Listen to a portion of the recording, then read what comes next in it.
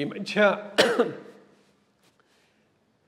జనసేన ఆవిర్భావ సభలో చేసిన కొన్ని వ్యాఖ్యలు కూటమిలో గుసగుసలకు కారణమైనాయి.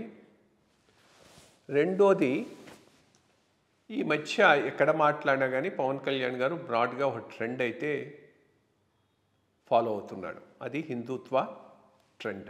దానికి అనుగుణంగానే మొన్న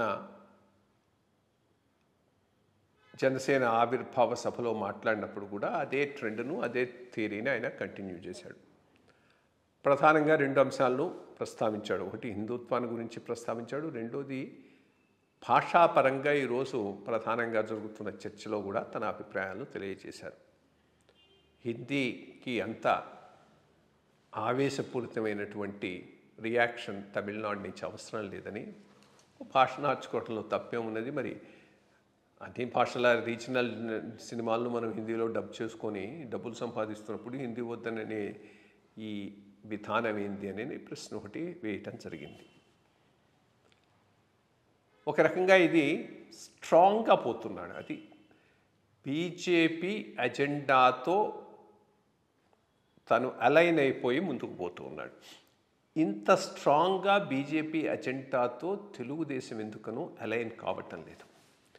ఈ భాషాపరమైన అంశం మీద కానీ, ఈ హిందుత్వ అంశం మీద కానీ తెలుగుదేశం యొక్క వైఖరి గోడ మీద పిల్లిలాగా ఉంది. మళ్ళా ఇక్కడ మైనారిటీ ఓట్లు పోతాయో, రేపు ఎప్పుడైనా కనుక ఇంకో రకమైన కాంబినేషన్లోకి పోవాల్సి ఉంటే మా ఫ్యూచర్ ఎట్లా ఉంటుందో అన్న రకంలో ఉందే కానీ కమిటెడ్గా బీజేపీతో పోవాలి అనే పద్ధతిలో ఈ రెండు అజెండాలను వాళ్ళు మొయ్యటం లేదు. బట్ ఈయన మాత్రం డిసైడ్ అయిపోయినాడు మొయ్యటానికి. అది మంచి పరిణామం నా దృష్టిలో. ఎందుకనంటే, ఒకటి, ఎన్టీ రామారావు గారు పార్టీ పెట్టినప్పుడు ఉన్న పరిస్థితులు పూర్తిగా వేరు. తనంతట తానుగా పార్టీని నెగ్గించుకొని అధికారంలోకి రాగలిగాడు. ఈరోజు ఏ నటుడైనా, ఫిల్మ్ స్టార్ అయినా పార్టీ పెట్టి ముందుకు పోతే ఆ స్థాయిలో ప్రజలు స్పందించేటటువంటి పరిస్థితులు ఏ రాష్ట్రంలోనూ లేవు. మొట్టమొదట అది ఎంజీఆర్తో మొదలైంది, ఆ పైన ఎన్టీఆర్తో ఆగిపోయింది. ఒకటి, ఎంజీఆర్ వరకు ఆయనకున్న కరిస్మా తమిళనాడులో స్పెషల్. ఆంధ్రాలో ఎన్టీఆర్కున్న కరిస్మాతో పాటు కాంగ్రెస్ యొక్క దీర్ఘకాల అసమర్థ అవినీతి పాలన ఆయనకు బాగా తోడ్పడింది.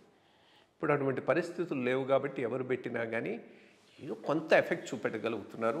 15%, 20% ఆర్ 10% ఓట్ బ్యాంక్ను సాధించుకోగలుగుతున్నారు. 10-15 సీట్లు తెచ్చుకోగలుగుతున్నారు. కానీ తమ ఇమేజ్ మీదనే అధికారంలోకి వచ్చేటటువంటి పరిస్థితి అయితే ఈ రోజుల్లో లేదు. రెండోది, రాజకీయ పార్టీ నడపాలంటే చాలా డబ్బులు కావాలి. ఆల్రెడీ అధికారాన్ని అనుభవించి చాలా రోజులు ఉన్నటువంటి పార్టీల పరిస్థితి వేరు. వాళ్లకు ఆర్థికంగా సౌండ్గా ఉంటారు, తెలుగుదేశం కానీ వైఎస్ఆర్సీపీ కానీ. అటువంటి పరిస్థితి లేని జనసేన దీర్ఘకాలంలో ఆర్థికంగా నిలదొక్కోవటం కూడా కష్టమే. రెండోది, ఆయన కొంత ఈ ప్రిన్సిపల్స్ మీద మాట్లాడుతున్నాడు కాబట్టి కరప్షన్ లెవెల్స్ కూడా టాలరేట్ చేసే పరిస్థితి లేదు with in the party. So అది కూడా ఆయనకు రకంగా మైనస్ అవుతుంది. ఇటువంటి పరిస్థితుల్లో ఏ రోజైనా తను ఆంధ్రప్రదేశ్లో రాజకీయాల్లో ప్రధాన పాత్ర పోషించాలన్నా, ముందుకు పోవాలన్నా బీజేపీ లాంటి బలీయమైనటువంటి పార్టీ యొక్క సహాయ సహకారాలు చాలా అవసరం. రెండు రకాలుగా అవసరం. మేబీ ఈయన పార్టీని దానిలో విలీనం చేసి దానికి నాయకత్వం వహించడం ద్వారానైనా ఈయన తన అజెండాను, తన యాంబిషన్ను ముందుకు తీసుకుపోవచ్చు. వాళ్ళకు గట్టి సిగ్నల్ ఇచ్చి ట్రస్టెడ్ రీజనల్ పార్ట్నర్ లాంగ్ టర్మ్లో, దీర్ఘకాలంలో ప్రాంతీయంగా మీకు నమ్మకమైనటువంటి పార్టీ జనసేన అనేటటువంటి భావన కల్పించడం ద్వారా కూడా తీసుకుపోవచ్చు. ఈ రెండో దానికి కమిట్ అయి ముందుకు పోతున్నట్టు కనిపిస్తున్నది. చాలా ఆలోచించి తీసుకుంటున్నటువంటి వైఖరి. సో ఇదొకటి ప్రస్ఫుటంగా ప్రతి చోట్ల ఒప్పిస్తూ ఉన్నది. ఈరోజు ఇక్కడ కూడా ఒప్పించింది. రెండు రకాల ఒప్పించింది. మొట్టమొదట, హిందీ భాషకు సమర్థనీయంగా గట్టిగా మాట్లాడటం. రెండోది, హిందుత్వ అజెండాకు అనుకూలంగా మాట్లాడటం. సో భవిష్యత్తులో దీన్ని బట్టి నాకు అనిపిస్తున్నది ఏంటి అంటే, జనసేన బీజేపీ బంధం రాను రాను ఎక్కువ బలపడేటటువంటి అవకాశం ఉన్నది. అదే స్థాయిలో తెలుగుదేశం బీజేపీ సంబంధం బలపడుతుందంటే క్వశ్చన్ మార్క్. ఎందుకంటే ఆ లెవెల్లో బీజేపీ అజెండాను మరి కారణాలు ఏమైనా కానీ ముందుకు తీసుకుపోవటానికి తెలుగుదేశం ఆసక్తి చూపెట్టడం లేదు. ఎందుకంటే లాంగ్వేజ్ ఇష్యూ మీద క్వశ్చన్ వేసినప్పుడు కూడా చంద్రబాబు నాయుడు గారి దానికి సమాధానం కొంత యాంబివలెంట్గా ఉంది, కానీ అటు ఇటు కాకుండా ఈయన చెప్పినంత ఫర్మ్గా అయితే అనిపించలేదు. అట్లాగే హిందుత్వ, ఇన్ఫ్యాక్ట్ ఇక్కడి నుంచి ఆయన ఎక్కడెక్కడైతే ఈ ఇన్సిడెంట్స్ జరుగుతున్నాయో రాయచోటి అట్లాంటి ప్రదేశాలకు పోయి లీడ్ తీసుకుంటే మంచి మైలేజ్ కూడా వచ్చేటటువంటి అవకాశం ఉంది. ఇది ఒక ట్రెండ్ బ్రాడ్గా కొనసాగుతుంది. ఇక రెండో ప్రధానమైనటువంటి అంశం ఈయన కాన్షియస్గా చేసిన ఒక కామెంటు, మరి కాన్షియస్గానో అన్కాన్షియస్గానో నాగబాబు గారు చేసినటువంటి ఇంకో కామెంటు. కాన్షియస్గా ఈయన చేసిన కామెంట్ ఏంటంటే, మనం నిలబడ్డాం, 40 ఏళ్ల చరిత్ర కలిగిన తెలుగుదేశాన్ని నిలబెట్టామని అన్నాడు. చాలా కాన్షియస్గా కావాలని చెప్పిన వ్యాఖ్య. ఇదే రకమైనటువంటి ఇంకొక అన్కాన్షియస్ స్టేట్మెంటు ఆయన అక్కడ పిఠాపురం అంతకుముందు ఉన్నటువంటి వాళ్ళ గురించి మాట్లాడి, పవన్ కళ్యాణ్ గారు గెలవటానికి ఎవరు వాళ్ళ కారణం ఉంటే వాళ్ళు ఆత్మవంచన చేసుకోవటం అనే రకంలో ఈయన మాట్లాడటం జరిగింది. ఇది కూడా కావాలని చేసినటువంటి వ్యాఖ్యగానే అనిపిస్తూ ఉన్నది. ఎందుకనంటే ఎలక్షన్ల ముందు చాలా వరకు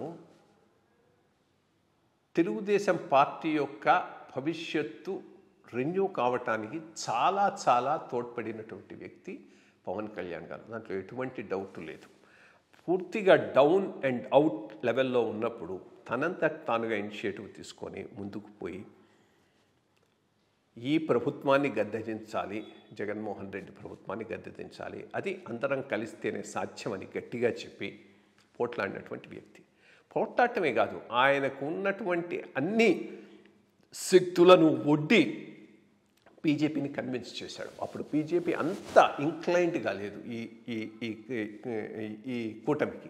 బట్ ఆ ఇంక్లైన్డ్గా లేని బీజేపీని కూడా కన్విన్స్ చేసి తను కొంత సాక్రిఫైస్ చేసి తనకిచ్చినటువంటి కోటాలోనే సర్దుబాటు చేసుకొని బీజేపీకి సీట్లు ఇచ్చి కూటమి నిలబడేటట్టుగా చూడటంలో ఈయన చాలా చాలా ప్రధానమైన పాత్ర పోషించాడు అనే దాంట్లో ఎటువంటి సంశయము లేనేలేదు. అంతా ఒకే ఎజెండా, మళ్ళా జగన్మోహన్ రెడ్డి ప్రభుత్వం రాకూడదు, అది వస్తే అందరికీ ప్రమాదం అనేటటువంటి ఒకే ఒక భావంతో చాలా గట్టిగా చేశాడు. అఫ్కోర్స్ చేసినప్పుడు ఇంత మ్యాసివ్గా రియాక్షన్ ఉందని జగన్మోహన్ రెడ్డి మీద, ఇంత పెద్ద ఎత్తున గెలుస్తామని ఎవరు అనుకోని ఉండకపోవచ్చు. ఏదో కోalition వస్తుంది, మాకు కొంత దాంట్లో పార్ట్ ఉంటుందని భావించుంటాడు. బట్ ఎట్లాంటి సర్ప్రైజింగ్ రిజల్ట్ ఇచ్చారంటే ఆంధ్ర ఓటాలు ఎప్పుడు ఇచ్చినా ఇట్లాగే సర్ప్రైజింగ్ రిజల్టే ఇస్తారు. ఇస్తే ఈ సైడు, వాయిస్తే ఆ సైడుకు.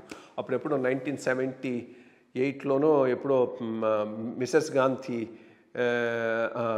ఎమర్జెన్సీ తర్వాత పూర్తిగా డౌన్ అండ్ అవుట్ అయిన తర్వాత మొట్టమొదట ఆమెకు వచ్చిన హోప్ ఆంధ్రాలోనే వచ్చింది. స్వీప్ మొత్తం అంతా ఆ రోజున్న ఇందిరా కాంగ్రెస్కే వచ్చింది. ఐ థింక్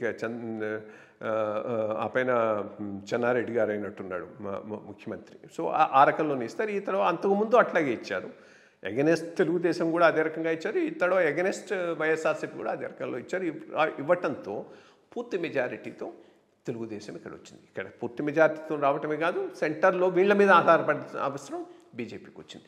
ఈ మారిన పరిస్థితుల్లో ఈయనను పూర్తిగా కాన్ఫిడెన్స్లోకి తీసుకోవటం లేదు, అన్ని నిర్ణయాల్లోనూ ఇన్వాల్వ్ చేయటం అనేటటువంటి భావన అయితే ప్రబలంగా ఉంది. ఎంత పైకి చెప్పి దాన్ని బయటపడకుండా చూసుకుంటూ ఉన్నా అది ఉంది. ఆ అంశాన్ని ఎక్కడ అవకాశం వచ్చినా మళ్ళా రిమైండ్ చేస్తూనే ఉన్నాడు. ఇప్పుడు కూడా అదే చేశాడు. మేము లేనిది మీరు లేరు, మా సహాయంతోనే మీరు గెలిచారనేటటువంటి భావన ఒకటి తీసుకు. ఇది ఎక్కడికి 2029కి వచ్చేటప్పటికి పోతుందనేది ఇప్పటి నుంచి మనం అసెస్ చేయడం కష్టం. ఇది 2 విషయాల మీద ఆధారపడి ఉంటుంది. ఒకటి, అప్పుడు కానీ ఇప్పుడు కానీ ఎప్పుడు కానీ పవన్ కళ్యాణ్ గారికి ఉన్న ఒక బ్రాడ్ ఇష్యూ ఏంటంటే జగన్మోహన్ రెడ్డి మళ్ళా అధికారంలోకి రాకూడదు. ఆ అజెండా గట్టిగా కనుక ఉందంటే నెక్స్ట్ టైం కూడా కూటమి వచ్చేటటువంటి అవకాశం ఉంది. బట్ కూటమిలో సీట్స్ డిస్ట్రిబ్యూషన్లో మాత్రం తప్పకుండా చాలా గివ్ అండ్ టేక్ జరగాల్సినటువంటి అవకాశం అయితే ఉంటుంది. ఒకవేళ ప్రజలలో జగన్మోహన్ రెడ్డి గారి మీద వ్యతిరేకత ఎంత జాస్తిగా ఉందంటే మేము సపరేట్గా పోటీ చేసినా కానీ ఆయన వచ్చే అవకాశం లేదని అంటే maybe BJP Janasena separate block కింద ఎన్నికలకు పోతారేమో, అది కూడా పాసిబిలిటీ. బట్ అది జరగాలి అంటే మాత్రం ఇద్దరు పార్టీని క్షేత్రస్థాయిలో బలోపేతం చేసుకోవాల్సిన అవసరం అయితే ఎంతైనా ఉన్నది. ఆ పాయింట్లో తెలుగుదేశానికి పెద్ద అడ్వాంటేజ్ ఉంది. తెలుగుదేశం చాలా 4 దశాబ్దాల నుంచి ఉన్నటువంటి పార్టీ, అధికారంలో ఉన్నటువంటి పార్టీ, సమర్థవంతమైన నాయకత్వం నడిపినటువంటి పార్టీ కాబట్టి కార్యకర్తలు, ఆర్గనైజేషను, గ్రౌండ్ లెవెల్కు ఆ ఎజెండా సరిగ్గా ఉంది.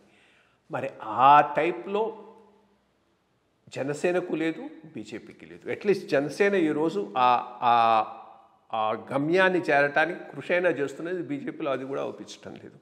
సో ఈ రెండూ చేసుకొని గట్టిగా బలపడితే కానీ ఏ రోజైనా ఇద్దరం కలిసి సపరేట్గా పోటీ చేద్దామంటే క్షేత్రస్థాయిలో గట్టిగా బలపడినంత వరకు అది పాసిబిలిటీ కాకపోవచ్చు. మేబీ దాని మీదనే నేను ఇప్పుడు ధ్యాస పెడుతున్నారేమో. బీజేపీ కూడా దాని మీద ధ్యాస పెట్టడం మొదలెడితే మంచిది. ఏది ఎట్లా ఉన్నా ఆ రోజు ఆప్షన్స్ని బట్టి ఒక నిర్ణయం తీసుకునేటటువంటి అవకాశం ఉన్నది. ఏదేమైనా ఒకటి, బీజేపీ జనసేన కూటమిలో ఒక భాగంగా గట్టిగా ఐడియాలజికల్గా కూడా సంఘటితమవుతున్నాయి.